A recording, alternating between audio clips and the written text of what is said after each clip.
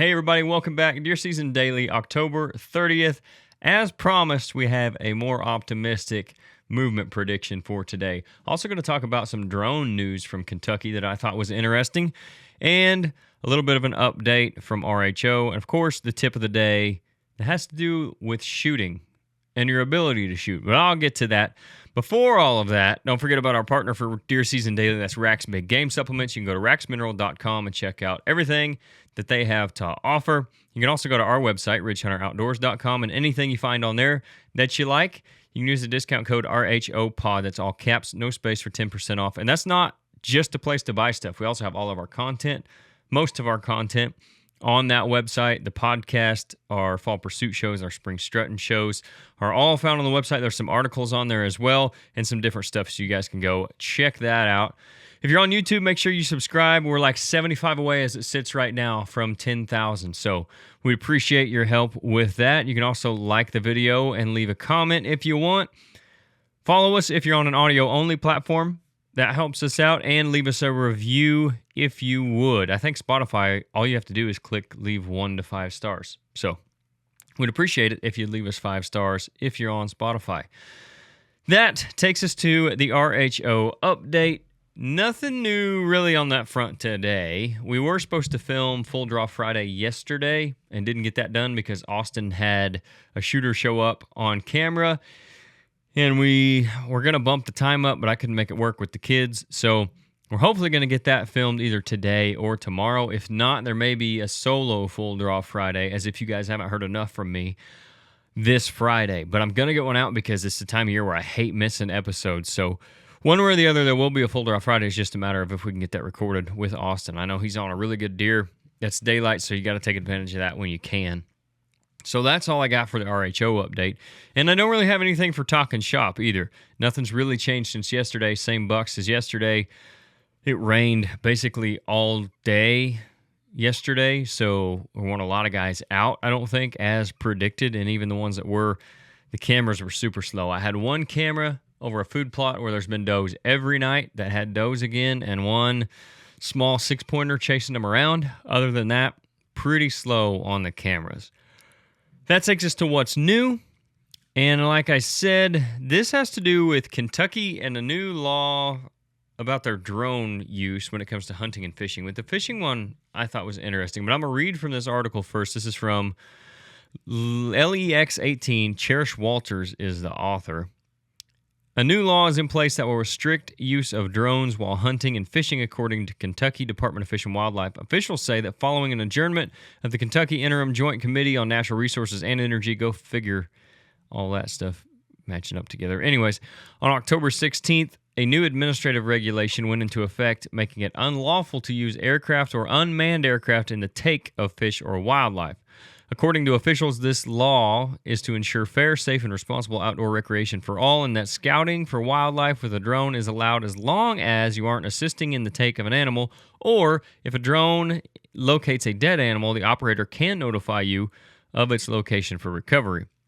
Officials add that it is prohibited to use drones to hunt, shoot, wound, trap, or herd wildlife, and guiding a hunter to a live animal located by a drone. The rules apply to the entire state, both on public and private lands, according to officials. So, I think they're doing this the right way because there's going to be issues with it no matter what. People are going to say, well, yeah, but people are going to abuse that, and they're going to say we were looking for a dead deer, but we found a live one, and then they went in and hunted it. So they're going to use that as a cover for using the drone to scout and all that stuff. That's probably going to happen to some extent anyway. Guys are going to do illegal stuff. Guys that are going to do illegal things are going to do illegal things.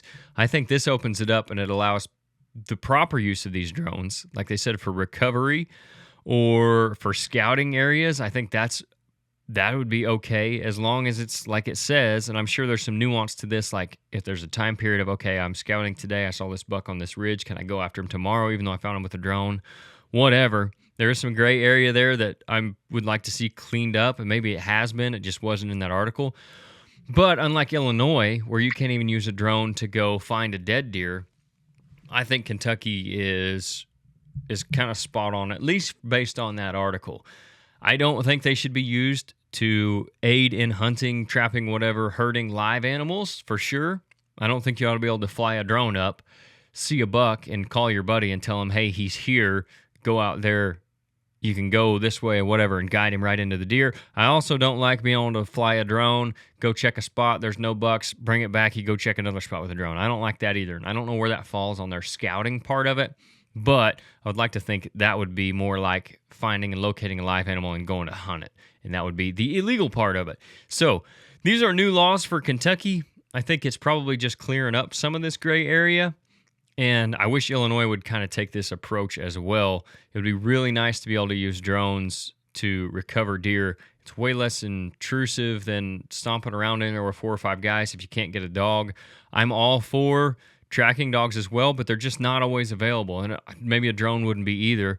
But I think it's a super effective, low intrusive way to do it as an alternative to dogs. So again, I think Kentucky is on the right track with that. So I thought that was interesting. Let me know in the comments what you think. Do you think it should be no drones whatsoever at all like Illinois, or do you think it should be more of a hybrid approach, or do you think you should be able to use drones to find and kill these deer? We're going to do a podcast at some point about technology and how far it's gotten and how far it's too far with all that stuff. And I've got a lot of thoughts on that I'm saving for that podcast, so I won't get too much into that. But let me know in the comments what you guys think about that. That takes us to weather and movement predictions. Today's looking pretty good. Low of 41 this morning with a real feel supposed to be in the high 30s. And then a high of 58 throughout the day. It's supposed to be sunny all day. After this rainy day that we had yesterday, I think that's going to be awesome. The wind's supposed to get up to about 12 mile per hour at the highest around midday. And then like 8 to 10 pretty much the rest of the day. 6 to 7, somewhere in there in the morning and afternoon, I think, but 8 to 10 for most of the day. It's supposed to be north-northwest, switching to northwest throughout the day. Pressure's supposed to be around 29.9 pretty much all day. It is supposed to rise a little bit in the morning and then fall back down to like 29.89, so pretty much right around 29.9 all day. So not super high pressure, but higher than it was yesterday for sure.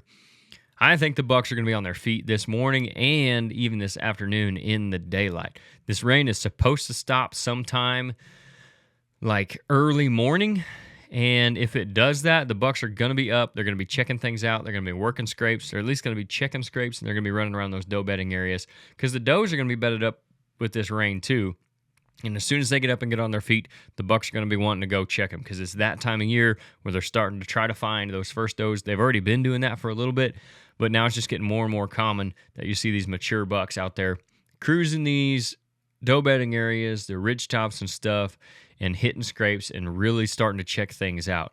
I think today is going to be the beginning of 4 or 5 really good days, and potentially the best days we'll see this season, but I hate to say that because it just depends on how the rest of November falls and fronts and stuff like that. But definitely the best days we've had so far. I think the next 4 or 5 are going to be really good. There's going to be a lot of big deer die, and I'll talk a little bit about that, a little bit more about that tomorrow when we preview the weekend a little bit. So I think today's going to be good. If you got any chance at all to get out there and get after them. And that is everything except the tip of the day. And I said this one has to do with shots, shooting, and your ability. And it's kind of something that I've been seeing on Facebook a lot, and then me and Dusty had a conversation about it earlier today, and we talked about it. I think me and Blake and Nate had talked about it some recently as well. But the tip of the day is don't take shots that you aren't confident in and you haven't practiced for. It seems like there's a lot of deer wounded anymore that require a tracking dog to come in and find them just based off a social media post and based off stories we hear in the shop and deer we see where they're shot. It's almost like there's a lot more of the gun season mentality that's been introduced into bow season. And I say that meaning a lot of times during gun season, guys are just taking really pretty crappy shots because they have a gun and they think they can make them without practicing them. And during bow season, whether that's from, and not everybody, but there is a lot of that. And if you don't believe me, you can come hang out at the shop and see where all these deer have been hit, except for other than the time that killed them. But whether that's crossbows or compounds, I think both of them are an issue with this. It seems like it has a lot to do with guys, again, taking shots that they think they can make even though they can't. And maybe that comes from seeing these guys online that are shooting really far and making these shots, but it takes so much practice to do that. Those guys can do that, and they're comfortable doing that because they shoot hundreds of arrows or thousands of arrows a week. Unless it's a follow-up shot, I don't even recommend shooting at a whitetail with archery tackle past 50 yards with a compound or a crossbow, as just a general statement. And the reason I say that is you have to be so good to make that shot. Most guys don't even have the time it takes to practice enough to be able to make that shot consistently. And I'm not talking about, okay, 2 out of 10 times I can put it where it needs to be. I'm talking about 70% or better. You're going to be able to make that shot. And those are the kind of shots that personally I try to take.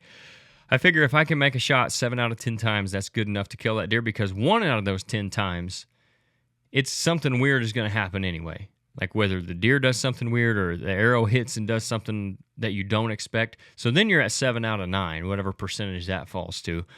And I think that's a super high percentage shot, and I'm comfortable taking those. But most guys, again, I don't have the time to practice to be able to shoot much past 50 yards confidently, consistently, to be able to take that shot on a whitetail.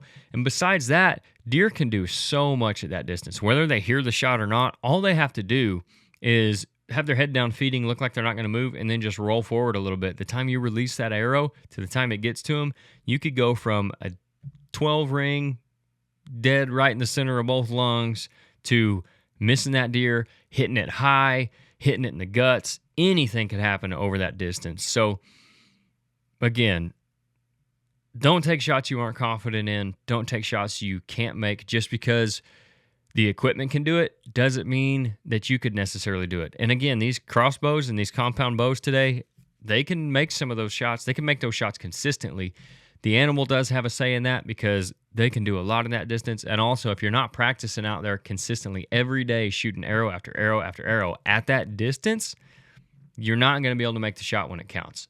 So in the interest of the deer and yourself not having heartache after making a bad shot and losing sleep and not ever being able to recover the deer, and of course for the animal not wounding it, not being able to find it, or not fatally wounding it, and then it has to go and die over the winter after it gets sick, don't take shots you can't make. That's all I got for today. Deer Season Daily, October 30th. Tomorrow is Halloween. That is one of the best days of the year every year, I think, and it leads into the best month. I'm excited to talk about it with you guys. I'll see you then.